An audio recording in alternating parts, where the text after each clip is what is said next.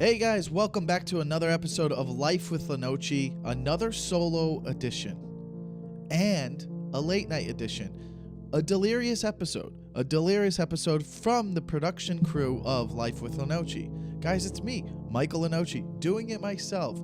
Mark has COVID. He had COVID. Or maybe he didn't. Maybe he just made that up and didn't want to work. Who knows? But either way, we're here in another solo episode, and I think people have a good time with the solo episodes because it's just a crazy person talking to himself. Because that's what it is. There's no producer here. This is just me on my own, by myself in a room, talking, and it's late at night. It's very late at night. It's late. It's really late. I don't even want to tell you guys how late it is because then I think that you guys will think that I'm crazy. So I'm just going to keep it to myself. I'll let you guys guess. Oh, what a good idea that would be. Like if I was like, if it was an interactive podcast and I was like, all right, I'll let you guys guess. And then there was options that came up on the screen. That's why you got to watch the episodes. That's why you got to watch the podcast on YouTube because it's better than, and if you're listening to it at work on your phone, that's fine. But then you could just pull it up on your phone too, on YouTube and listen to it as well. So, there's no reason you can't watch the episode. There's no reason. If you're a listener, there's no reason you can't watch it. Give me a reason, unless you're listening to the podcast at the gym. Now, raise your hand if you are a gym podcast listener. I sometimes do. I sometimes listen to podcasts at the gym. It doesn't give me a pump as much as a song. A song will always give you the biggest pump. A song will always give you the biggest pump for sure. But either way, if I had little options and then they're like, if you think it's 1 a.m., boop, click here. If you think it's 2 a.m., click here. If you think it's 3 a.m., click here. If you think it's 4 a.m., of course it's not 4 a.m. That would be crazy if it was. That would be crazy if it was after 4 a.m. and then I was shooting an episode because I was like, oh no, I ran out of time and well, this episode's got to come out in 4 hours. That would be crazy. That would be crazy if I shot an episode at 4:30 a.m. That would be really crazy. That would be insane to shoot an episode at 4 a.m. You would be delirious. It would be a silly episode. You would be very tired. You'd be very tired. And listen, guys, and I say this in my act now, I don't need people telling me I look tired. I know. You don't think I know? You don't think I know that sometimes I sleep 6 hours a night because I'm too excited to be awake? That's a disease. Being excited to be awake. That's something right there, guys. That's something. There's people out there that are excited to be awake, and I'm one of them. And let's say I go to bed at, 2 a.m. Let's say I go to bed at 2 a.m. or 3 a.m. Let's be realistic. Let's say it's 3:30 a.m. Let's be realistic. Let's say it's 4 a.m. Let's say it's 4 a.m. I fall asleep, and then 10:30 a.m. hits. I'm up. There's no going back to bed because once I'm up, I'm like, yes, another day in the life. Another day in the life with Lenoci. And that's why we do the podcast, I think. But either way, I get excited. I'm excited to be up. And you know what? All right, here's the top things I'm excited about when I wake up. Eating. All right, number 1 is eating. Number 2 is editing and posting some stand-up clips or something. And number 3 is eating again. That's it, man. And number 4 is like, ooh, what happened in the NFL world? What news happened? Let's go to Twitter. Let's see what happened. So that's something. But for real, I wanted to really just kind of bring you guys in this week. It's going to be a shorter episode, obviously, because listen, I was gone for literally, 6 days in a row. And I left on a Wednesday, and I left on Wednesday morning, so Mark had COVID, so I couldn't shoot an episode last week, and I was going to shoot one on the road. I even brought the equipment to shoot a podcast on the road. I brought the equipment to shoot a podcast on the road, and I was in Phoenix last Wednesday. Phoenix was a fun show. Quite a few people came out. Obviously, there were some walk-ups and club-promoted people there, too, but it was a fun show, quite interesting. And then Thursday I went to Austin. That was cool. I got to see Mothership, Joe Rogan's club. I got to go see it. I get to walk around and see the club. I got to see the rooms. There's 2 rooms there, and I got to say, It's one of the nicest comedy clubs I have ever seen. It's very exciting.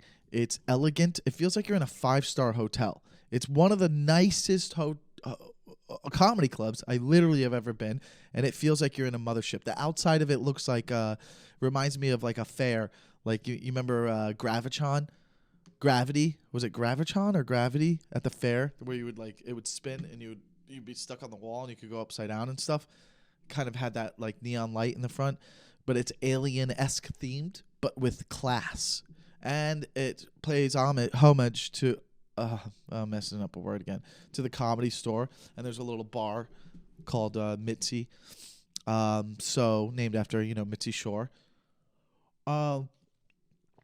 Overall, the vibe of the comedy club is awesome. Like I felt like when I was there, I was like, "Ooh, I want to be in. I want to be involved. I want to be a part of this." And it had the same effect that I felt at the Comedy Store, in the early 2010s.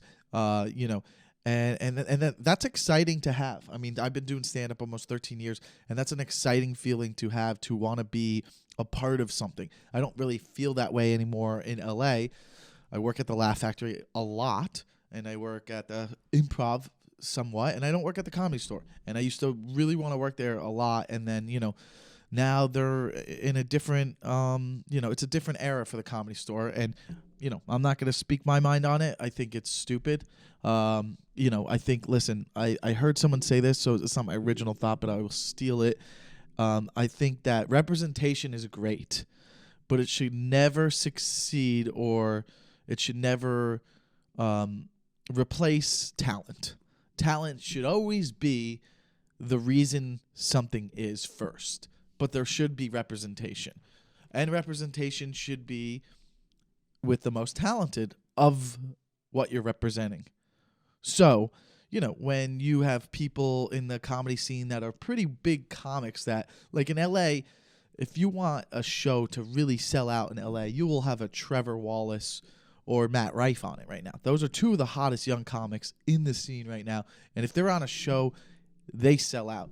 So, and by all means, they're young. They're in their late 20s. And they're good, though. They're not, it's not like, oh, it's just a famous person, so let's put them on a lineup so it sells out. These guys got famous from doing stand-up and comedy. They got famous from doing comedy, not from being on a TV show, not from being in a movie. They got famous from doing comedy, and they sell out every show in LA, and you don't want them working at your club? That seems like a bad business. That seems like bad business. I don't understand that, because yes, there's an art and a theme to a club maybe, but like at the end of the day, if you got someone who sells out and they are at a very successful level of comedy, then they deserve to be working at any club they want, because the vote is in. Whether it might not be your cup of tea, but the vote is in. There's a fan base and they want that comedy. And that's a genre of comedy, whether you like it or not, that is a thing and it's relevant and people want it, and they want it in masses. Theaters. People want it at theater levels. So what are you doing? So you just are going to be stubborn? That's just how I see it. It just shocks me that neither of those two guys are regulars at the Comedy Store, and it's deserving, because they both put in a lot of work, and to each its own. So, anyways, back to the mothership. Amazing comedy club, and that excitement of wanting to be a part of it and wanting to perform there. And will I ever? I mean, I hope so. That's a dream. Obviously, I would love to perform there. And I'd like to keep going back to Austin and getting up there.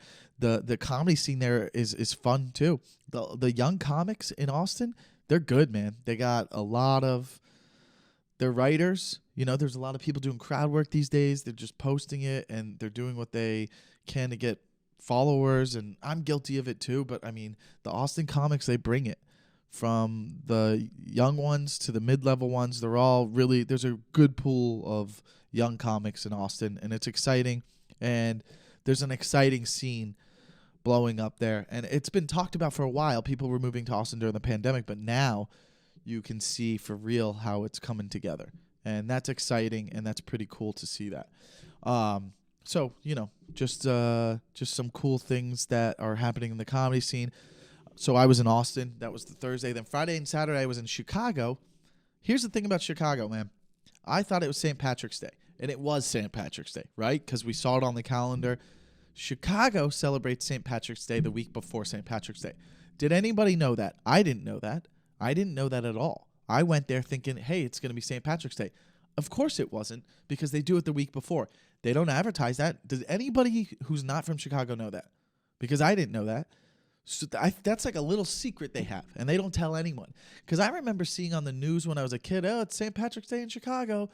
The people are partying in Chicago. It's St. Patty's. The river's green. Right? The river was green and everything. So they're just showing us footage from a week earlier. That's what they're doing, man. By the way, the river was green. I got to see it. It was still green. So I don't know how long it stays green for, but it's at least a week, maybe 2 weeks. But that was disappointing. I brought a bunch of good green hoodies to Chicago to sell. But brought a bunch of green hoodies, thinking, oh, it's St. Patty's Day weekend. People are going to buy these green hoodies. All of them are going to buy them because they're going to drink, and it's St. Patty's Day. It's going to be fun. Excuse me. I know that's gross. There was no St. Patty's Day, and the hoodies didn't fly off the shelf. So we're stuck with a lot of hoodies, which you can buy online at michaellenoci.com/store. There's hoodies, regular Dick Energy hoodies, RDE. We got green ones, we got pink ones. The pink ones are going to be the regular ones. The green ones were just for Chicago. And I got about 60 left of those. Got to get rid of those. So, and you know what? I'm done with even these RDE hoodies. I think they're fine, but I got another idea for a hoodie, and it's going to go back to the black because I like black. And it's going to be living in the moment. It's just going to say living in the moment, and I think it will be, maybe it's just on the chest. Maybe it's across the middle. I'm not really sure how it's going to be. I don't know where I'm going to. Maybe it will say living and then in the moment under it. I'm not positive yet. But it's, it kind of goes back to my mom before she passed. She was like, some of the last things she was saying to me, always remember to live in the moment. And I go, I try to. It's hard. And she goes, you know who's really good at it? And I go, who's that? And she goes, kids. Kids and children are really good at living in the moment. I go, yes, you're correct. That's a very wise thing you said, because they are. They're always about right now and having fun right now. And it's something I always want to think about and remember, because it's great advice. So I want to make a black hoodie that says living in the moment, so that we are living in the moment, and it reminds people. And, maybe I'll tell them that story at the end of my set. But regardless, I think living in the moment is great. I think it's a great idea for a hoodie, and it goes back to black, and it's simple, and I could just use that all the time. So, just a few ideas.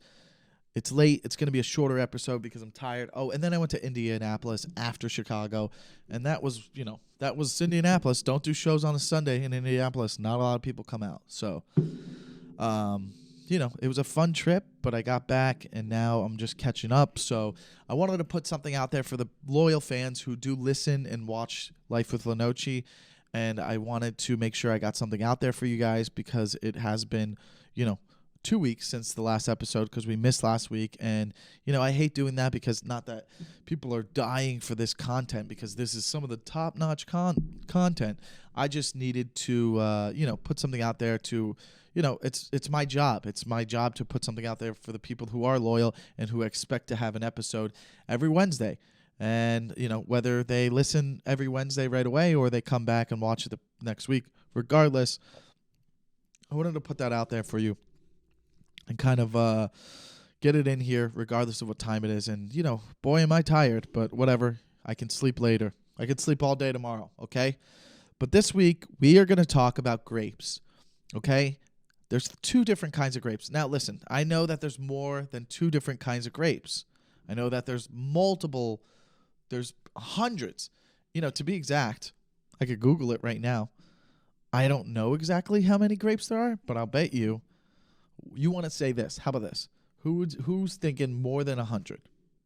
I'll say this. I know this sounds crazy, but I think I've heard this before. I'm going to say over 800 types of grapes. Watch this. How many types of grapes are there? Okay.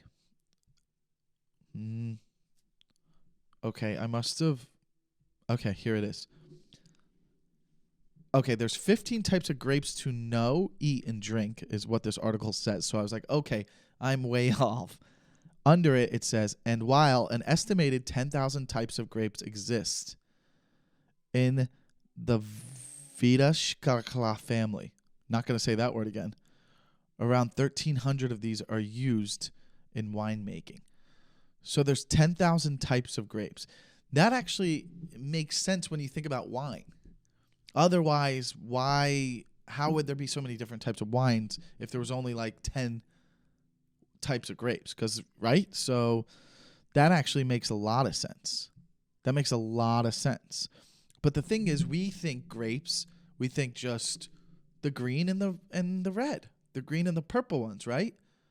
Red or whatever you call it, the green and the purple. Can you even taste the difference? The green ones is white wine, and the purple ones that's red wine. There's two types of grapes. My problem with grapes are when you see them at the grocery store, you're like, yeah. I'm gonna get some grapes. Perfect snack. You can grab two. You can grab one. You can grab one grape, eat it, and go on with your day.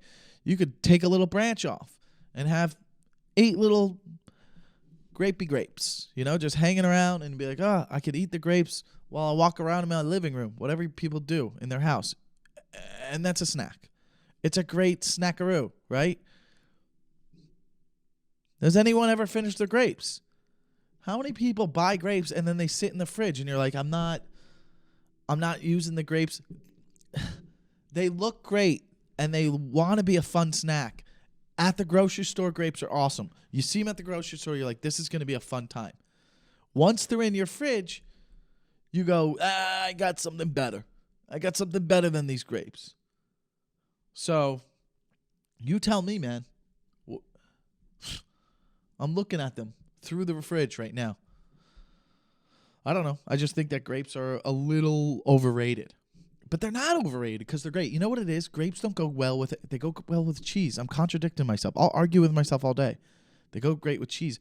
You know what I need to start doing? Making some little plates with a little honey, cheese, grapes, and almonds. That's mature. You don't do things like that in your 20s. When you get to my age, you get excited about making plates and charcuterie boards. Why am I having a hard time saying this word? Why am I having a hard time say this word? Here we go.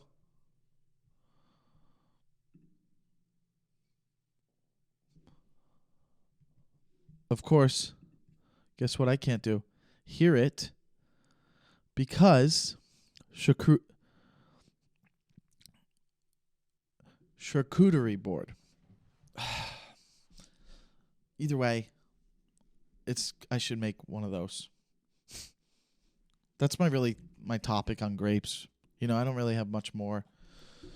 I would like to go to bed, to be honest. It's 5:00, and people are like, Michael, you gotta stop staying up this late, and I don't usually, but I have to get work done. Listen, I do want to remind you guys that if you want to have some dating advice, you guys want to do a little dating advice, we could do that. You could email at lenoci.michael@gmail.com. We will do that, or you could DM Life with Lenoci on Instagram. We will do dating advice. We want to be a therapeutic podcast. We could do that for sure. I also have a few more dates coming up. We have, excuse me, I feel like I'm going to sneeze. I think it's more embarrassing to think you're going to sneeze and about to sneeze and then not sneeze. So it's good that I sneezed. I'd rather have the sneeze and then be like, see, I told you I wasn't lying. Because sometimes people will be like, oh, I think I'm about to sneeze. And then they don't. And then people are like, well, what was that pause for? Was it really going to be a sneeze, or does he just have some weird... Did he have an aneurysm in his brain? Like, what was that? So it's better. When sometimes people are like, oh, I thought I was going to sneeze. And you're like, how do I know? How do I know that that's really what you meant? Oh, I was about to sneeze. Were you really about to sneeze, or do you have Tourette's? What is that? That's what I'm talking about. So it's better to actually sneeze. I don't think anybody really needs to apologize about it. But I got dates coming up. New York City is April 13th. Some tickets are going. I would like to sell more tickets. Please, guys, buy tickets. MichaelLenoci.com, or if you know someone, it's a Thursday, April 13th. We then have Huntington Beach, April 22nd. That is the Rec Room in Huntington Beach. All of these tickets you can get at MichaelLenoci.com. We have San Francisco in May, and that's May 4th, I believe. It's a Thursday, San Francisco. And then we have Fort Lauderdale, and that's May 23rd. That's Tuesday, MichaelLenoci.com. That one will sell out. I can promise you that. If it's not close to it, we might add a show. I don't know if I will. Maybe if it sells out before April hits, then I will. But these are a couple things that you can look at. MichaelLenoci.com. There's also, the merchandise if you want to get it. And also the Hollywood Improv is April 28th.